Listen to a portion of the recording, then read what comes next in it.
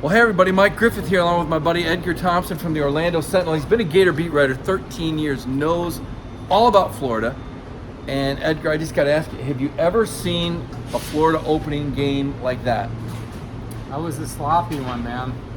Usually you're watching the Gators steamroll a cupcake. Right. Now, Michigan 2 years ago was kind of a disaster. I mean, Michigan just rolled them. So, other than that, this is the worst the Gators have looked in the season opener that I've seen. But it was a real opponent, excuse me. And Miami's got athletes. The front seven was good. I thought the quarterback, Jaron Williams, was kind of a revelation. I thought he was just not be able to do anything. I mean, he was a playmaker. Now, they sacked him a bunch, but he had two freshman offensive tackles. So the Gators had a real advantage there with the pass rush. I mean, sacked the kid 10 times. I thought it was 11, turned out to be 10. But the Gators did their best to keep him in the game. Turnovers, killer turnovers. I mean, Felipe Franks, they have the lead, throws an interception. And I don't know why Dan even passed that. I was going to say, now Dan Mullen put that on him, and to Edgar's point, 23, these teams combined for 23 penalties. Oh, my Lord. Miami misses 225 yards of penalty. Miami misses a 27-yard field goal that they could have helped put them away. So exactly. It was almost like these teams kind of kept going back and forth, giving each away. Before we close the wrap-up Edgar, how much of this is just week 0? I mean, to me, it just looked like these teams need another week of practice. It's definitely was a big stage, real opponent, jitters. I mean, Felipe Franks should be past the jitters, but it's still the first game he's played in 8 months. And he looked shaky. I mean, he had a fumble, first and goal. They got a chance to go 14-3, fumbles. That was bad. The late pick was bad. He had 2 ugly interceptions in the fourth quarter. But he did have a great throw, a 65-yard touchdown with 8:08 remaining. He scored a 3-yard run 3 plays later after that. Yeah. So he did what he needed to do to balance out the bad plays. But you're not going to get away with those kind of plays against the best teams. Right. And Miami's under a first-year coach, first-year coordinators, and that's not going to be the case when you start getting to that slate in October where you have Auburn, LSU, at South Carolina, and then Georgia. Yeah, no doubt about it. Dan Mullen kind of had that cat that swallowed the canary smile up there. I think he knows he got away with one. He said it took about 5 years off his life, though, maybe 10 years off his last 5 minutes, as Florida able to hang on and get this 24-20 win. Now, we're going to play the make-believe game. We got a lot of Georgia fans watching this video, Edgar, and obviously it's 10, 11 more weeks before Georgia's going to play Florida. But tonight, I know there's a lot of Bulldog fans that were pretty excited watching that game, thinking, if this is our biggest competition in the SEC East Division, then Georgia's streak of winning games by double digits over SEC East teams, which goes back to 2016, is going to run through 2018. What I mean, now is that impressive. Now? Do you think? I mean, right now, is there a team in the East that right now you would say will play Georgia within single digits this season? No, I think South Carolina intrigues me a little bit if they can get a running game. They might be pretty good. But Will Muschamp's coaching them, so. What about Missouri? I kind of wonder about Missouri with Kelly Bryant. I like Missouri. I tell you, I keep telling people that November 16th Gator game there, that's a dangerous game. I mean, the Gators, they play like they did tonight. That game's not going to be fairly meaningless. It's going to be the difference between, maybe the Outback Bowl or something if they're lucky at that point. Belt Bowl. The Gators need to tighten up, because the thing with the Georgia team is Jake Fromm is not going to be under that kind of pressure. I mean, that offensive line for Georgia's nails, and Fromm is really good. He's not a redshirt freshman. He's going to be like in his first start of his career. So the Gators tonight won because of the defense. Now, the defense almost gave the game away. They had 2 pass interference calls down the stretch. I mean, one was on 4th and 34. Yeah, 4th and 34. They got to tighten up on that, because that secondary has got to be better than that and not make this kind of plays. So if we're playing the matchup game, yes, let's put the Georgia run game against the Florida front seven. Okay. Can they neutralize the run of Georgia, do you think? Does Florida have a big and strong enough front seven that they can slow a guy down like DeAndre Swift and force Jake Fromm into some long down and distance situations? I tell you, I like Swift. We were talking about him the other night. Who'd you say, James Davis? James Cook. James Cook, and then that Kamir kid. Zamir White. Zamir, excuse me. Sorry, Bulldog fans. I don't know that roster intimately, but I know that, we talked about it. I know they have some good players. I mean, what do they have, like 3 or 4 5-star recruits at running back? And the Gators don't have that on running back, and they certainly don't have in the front 7. So, yeah, I mean, it's a big ask. I mean, Georgia's going to be tough. And I always put a lot on Dan Mullen going, oh, he's a great play caller. He's so innovative. He develops quarterbacks so well. Well, Felipe looked shaky tonight, and the play calling looked shaky. I was not impressed with the early game plan. I mean, I thought they were very conservative. And then afterwards, we talked to Dan about it, and he's like, oh, because I said, are you concerned the run game had 52 yards tonight, 52. That does not keep the flies off. It doesn't allow you to do play action if you're not generating a run game. And I'm like, are you concerned about that? And he's like, not really. We didn't really try to establish a run. Well, it did look like it in the first half, didn't it? They were trying to get the run going. And I thought P. Ryan, when I looked at the Florida skill position players, by far I thought he was the most effective and most dangerous guy. Do they have some other guys that we're going to see step up, or is it going to be the LaMichael P. Ryan show? Because tonight he was catching touchdown passes and the leading rusher. Well, he caught 5 passes tonight, and last year he caught 13 the whole year. So I think involving him is going to be an effective weapon in the pass game. Malik Davis fumbled the pitch, and I think he's going to be an explosive player. But you do that, coaches see that play, and you're gone. So he didn't see the field much after that. Damian Pierce is a Georgia kid, is a pretty explosive back. He ran a little bit. P. Ryan got banged up on a couple of plays, and he took a few shots tonight. I mean, it's hard to stay healthy at that position, so you can't just count on P. Ryan just keep doing it every week. How about at tight end or at wide receiver? Are there some names we should look for Kyle to evolve? Pitts, 84. He had a nice play to get him into scoring position for Frank's 10-yard catch. After the 65-yarder, 2 plays later, he hit Pitts. Pitts is 6'6", and really kind of a receiver playing tight end, or a tight end who can really play receiver. And Lucas Krull, who's an Adonis, and he's a specimen and had a great camp, didn't really get involved tonight. So they have a lot of pieces they need to get more involved, but if the offensive line is not creating enough push to get a run game going, to keep them at bay, the defense, and make your team have 2 dimensions instead of being one-dimensional like the Gators were tonight, you see that Franks can't handle it when they're one-dimensional, and a lot of quarterbacks can't. And they're just going to have to get a lot better up front. Now, the good news for the Gators, their next game's UT Martin, then they're at Kentucky, which is pretty stout on the lines, but lost 14 starters, lost its best playmaker, Snell. Now, Lynn Bowden, I think, is a pretty special player, but, I mean, he can't do it all by himself.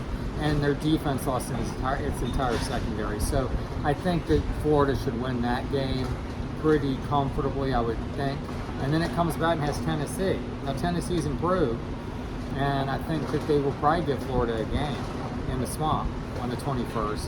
Then they get Towson, which is going to be another, get the offensive line some confidence and, get the offense ready for this final push into the gauntlet that is Auburn, at LSU, at South Carolina, bye week Georgia. And then, you have Vandy, and then you have at Missouri. And Vandy is not a pushover. They're pretty physical. Derek Mason gets his guys lined up in the right place. And Keyshawn Vaughn's a good player. Yeah. I don't think they're going to beat him in the Swamp, but it's not like we're just going to go out and, Last year they were losing at Vandy 21-7. Right. So, this is not easy. Once they get through this, they have a couple of cream puff games. Otherwise, I mean, every game's a real game for the Gators. Sounds to me like the real key when we're talking about Florida then is Frank's development, because tonight was not the guy that I expected.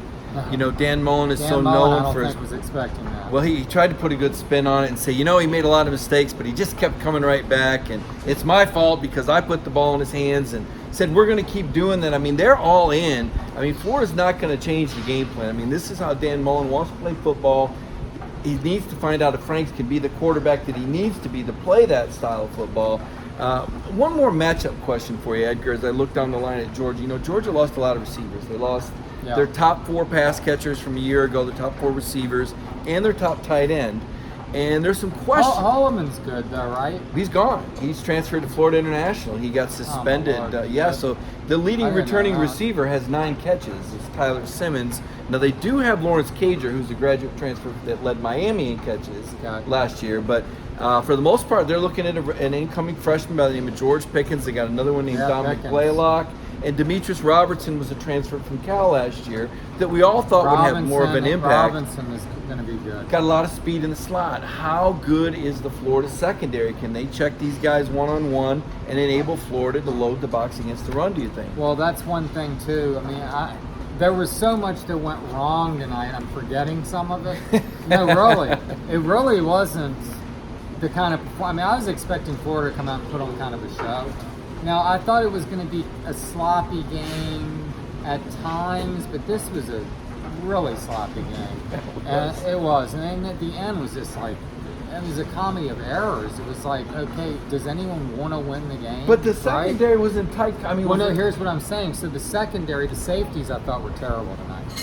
I didn't think the safeties were strong. And Brad Stewart was suspended. He's their best athlete on the back end. So a lot of people are thinking, because the linebacker play was decent tonight with Ventrell Miller and James Houston, and I think if those guys can play well with Reese. Now, I'm like, the Georgia fans listening don't know the roster just like I was misnaming running backs for Georgia. But they do have some young linebackers and potential. But the guy who is really creating the buzz is a kid named Amari Burney. I mean, he's creating big-time buzz. Converted safety.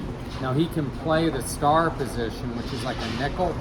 That would allow Trey Dean, who had the big pass interference, but is a good player, to maybe go back to safety. I think that's what they probably need to start looking at, because they got to get someone in the back end of that defense. I think at cornerback, they're in good shape, man. They did not attack the cornerbacks hardly at all. I mean, Dan Enos, the offensive coordinator, smartly threw a lot of screens, was not attacking C.J. Henderson and Marco Wilson hardly at all, right? They weren't going at the cornerbacks that hard tonight. I mean, those guys are good. And, I mean, C.J.'s a first-round pick. I mean, he's a stud. And they weren't going at them, and they were thrown to the tight end, who really chewed him up. The tight end, like Nauta, is that his name, Nauta? He's gone. He went to the I NFL. know he's gone, but remember what he really burned them last year. Yeah. And they are not covering tight ends well again this year, because Brevin, whatever his name was, Young? Yeah. What's the guy's name? Talking about from Miami? Miami's guy. These tight people end? are wondering if they even saw the damn game. Brevin Jordan. Brevin Jordan. It's 1:30, folks. Give Edgar a break. Yeah, but no, Brevin Jordan was good. Right? Number 9 for them. Right. And he caught one and ran over Juwan Howard going right in the end zone, the safety. He was tough to cover. And the Gators are going to run up against that. So they gave people a lot of stuff to look at. Well, now there was one thing, though. I will say this. There was one thing in Kirby Smart's ears, I'm sure, perked up when Dan Mullen said that one of their starting receivers had a fumble recovery and punt cover. Florida special teams tonight were pretty effective. They had the fake punt, and they had the fumble recovery inside the 5, and it was Miami that missed the field goal. And they downed one on the 5. Inside Van the 5, Jefferson did both. Yeah. Van Jefferson, the fifth-year senior receiver, leading receiver last year. Good player. I mean, pro aspirations. His dad, Sean Jefferson, the longtime receiver in the NFL, coaches Dolphins receivers, or did. And, I mean, Van, selfless, playing gunner. Never had done it before, and he had 2 big plays tonight. I mean, last year, Tyree Cleveland is a good receiver for the Gators. He didn't do anything tonight. I didn't know where he was. But he was a very good gunner, too. So, yeah, they put a lot of emphasis on that. Dan Mullen, as Urban Meyer did, who's his mentor, does not like slough on the special teams. He doesn't just feel like, place backups and young guys, and let's get them some reps. He has starters playing on special teams and puts a big emphasis on it. And we see Nick Saban and Kirby Smart do that. Wrapping this up, Edgar, between now and November 2nd, what needs to happen for Florida if they're to pull the upset on Georgia? And I'm assuming that Georgia will be favored in Jacksonville on November 2nd. What needs to happen for Florida for them to grow into a team that can knock off Georgia? I mean, God, if you look at this Gators schedule as I laid out, there's potentially like 4 games they could lose. I think Tennessee's going to give them a game. Maybe I'm wrong. Maybe I'm crazy. Auburn, I think, with that defensive front it has, Right. I think it could give them a game. And Malzahn dialing up plays. At LSU, I don't see them winning that game. That's gonna be a tough one. And then at South Carolina, I don't think that's a pushover game with the fourth-year starter at quarterback, and they have some talent on the receiver. And I think the defense. Muschamp always has that defense, even despite the fact I don't know why they can't recruit better to it. They still, are in the right place and don't just totally collapse. So, yeah, Florida's got a lot of work to do for November 2nd, but it begins with the offensive line. Without that offensive line playing as poorly as it did tonight, Mullen praised it outside afterwards. He was like, "Oh, I thought they played hard, and you look at the film, I thought they did a good job, big stage, first game." Okay, I'll give him that. And John Hevesey's a hell of an offensive line coach, and is going to keep working them. But they know they have a ton of work to do. So, like I think I've said before, many times, many places, they got to get that offensive line ready by October 5th for Auburn. And then we'll see where they are. By even thinking out past that to November 2nd, they don't want any part of Georgia right now. That's a couple months away, though. They have time. They do. They have time, and we'll see what happens with Georgia. The Bulldogs open up next Saturday night, 7:30 at Vanderbilt. For Edgar Thompson, this is Mike Griffith. We're going to get out of here. We're going to pack our tent and get out of Camping World Stadium and out of Orlando. Find a beer. Find a place to put our head and sleep tonight. Thanks for joining us.